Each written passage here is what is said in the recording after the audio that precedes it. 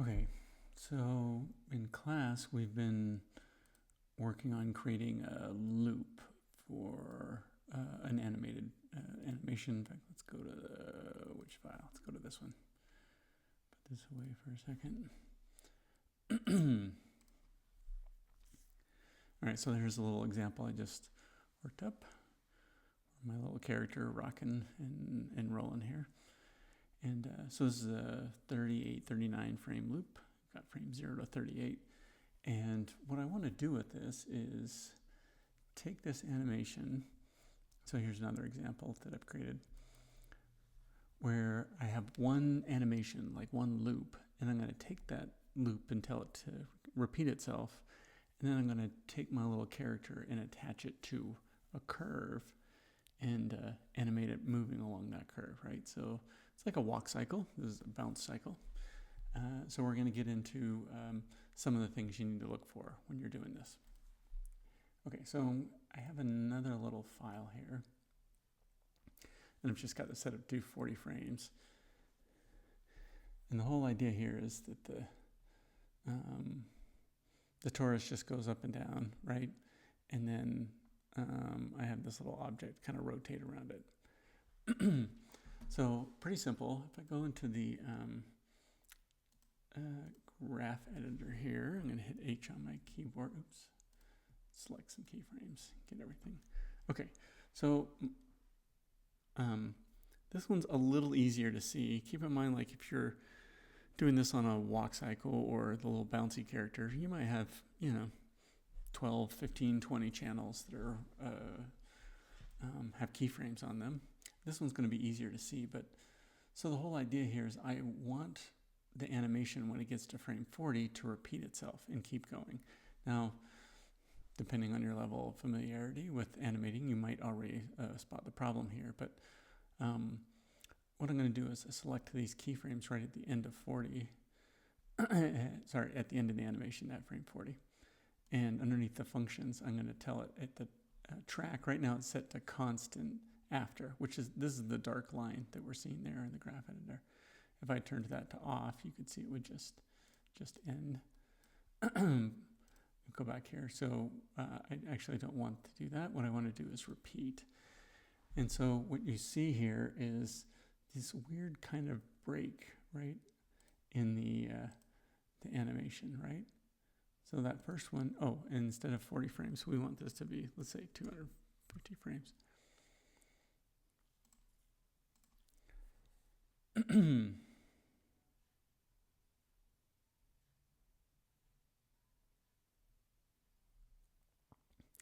Right, so the first one pauses and does it, but then it just keeps repeating itself.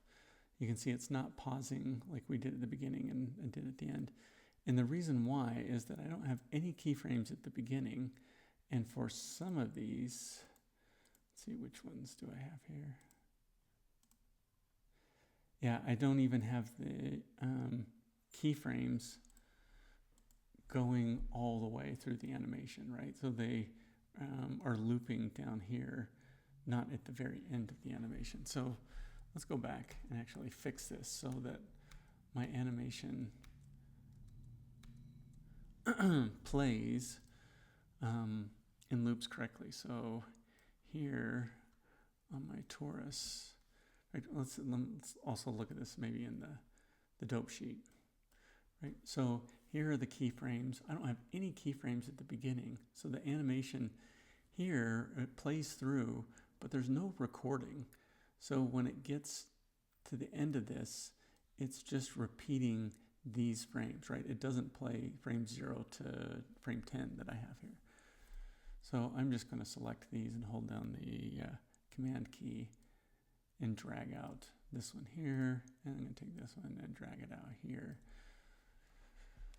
So that the animations, everything that I've animated, I'll look at this here, has a beginning where everything, like, so it's all at 0, and anything that has a keyframe has an end keyframe. That way, when this loops, it will come back to itself. Now, there's also another little thing here. We'll come back and fix here in a second. So now if I select all of these keyframes that are at frame 40. And I could do this in the dope sheet, right? You can see they're all selected through here. I will say track after, repeat after. And if I go to the graph editor, you can see that I now have this repetition, right? So even though it's playing 250 frames, you can see that it plays the pause, it plays the up and down. It's also doing this 360 degrees that this one. Now, this appears to loop, and this would be okay, I guess, right? So the animation, this object rotates around 360 degrees, and then it starts over at 0. And 0 and 360 degrees look like the same thing. And in this case, it wouldn't cause a problem. If you were animating and you had motion blur turned on, this jump in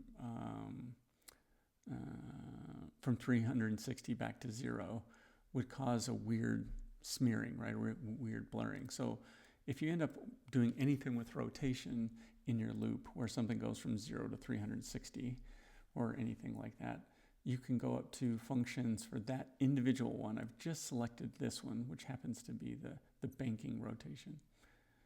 And I'll do function track after. This time I want to say offset repeat after. And that just means it's going to go from 0 to 360, 360 to 720, 720 to 9 whatever, right? So now you can see here, you can see where this offset. And this is kind of important for later on what we're going to do with the character attached to a curve, because we want it to, you know, when it does a jump, go from 0% along the curve to 0%, maybe to 12%, right? And then it will stay at 12%, and then it goes up to 24%. So we want to repeat or repeat with offset. You can get a lot of animation done that way, right? So this would be perfect, right? It's just going to repeat my loop over and over again, and if I needed to, I could layer in other animation, right? So this was just the simple example. So let's go back to my animation here.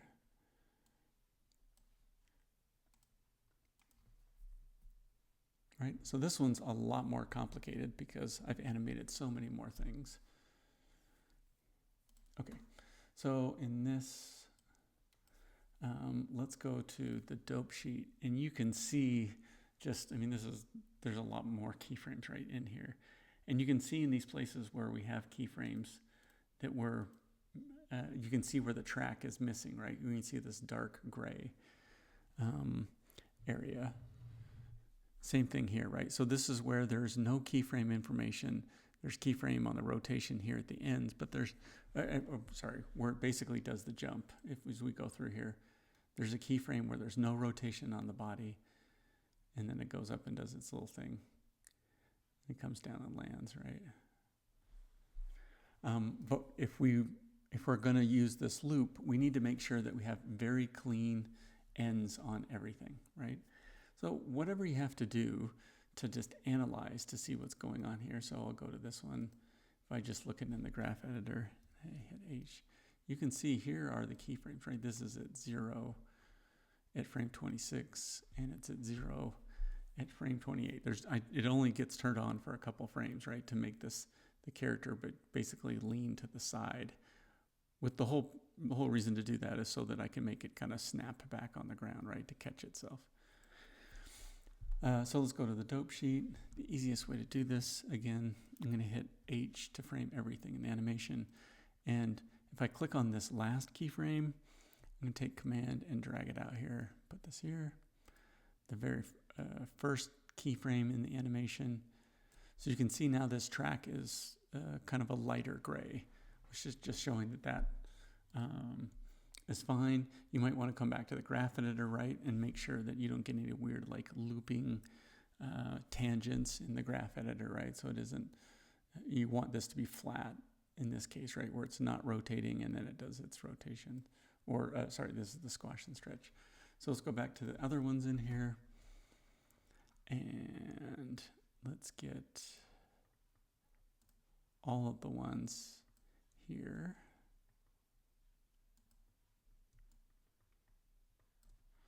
And I'm just clicking on this top box. This is empty because it's just showing this is not the like actual thing. It just shows that the attributes that are keyframed are down here. So the ones that are solid are the actual attributes, right? So here's rotation, it's empty because what's actually being keyframed is rotation, pitch, heading, and bank. All right, now I'll put this back here.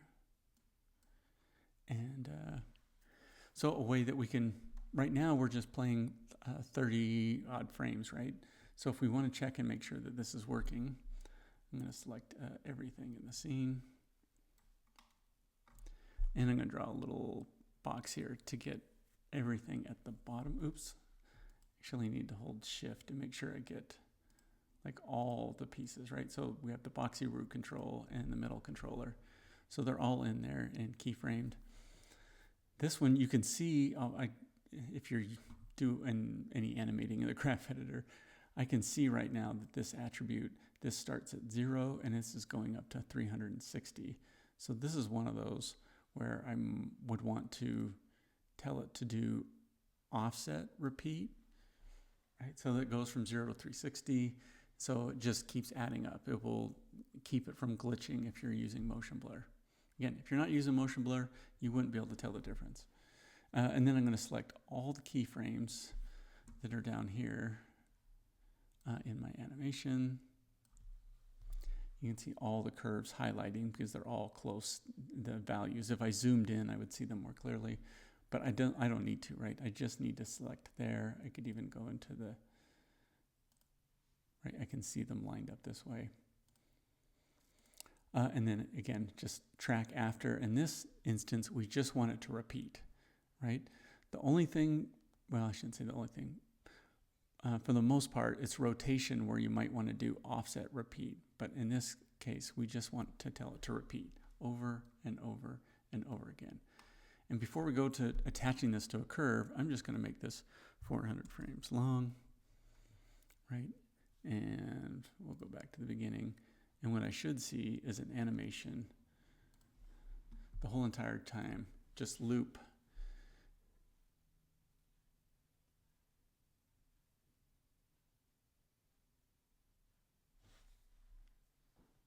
Right, and let's just double check. It's a good idea to come in here, like, let's see here. I can already tell, like, there's one piece that's missed, right? So you can see where the facial expressions, the mouth doesn't really come open until here, but as the loop keeps playing, it's offsetting from itself, right? You can see the big smile is there, and that's not where it's supposed to be. So let's go back in here and see what we might have missed. Deformed, there it is. It's the face. And these were hidden. I make sure to press these little plus sign, right, so you can see into that grouping. But there are a few,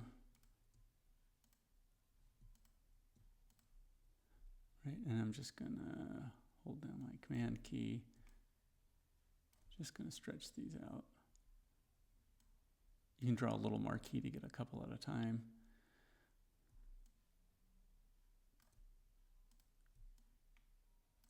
Okay, so again, it's always a good idea to just double check that.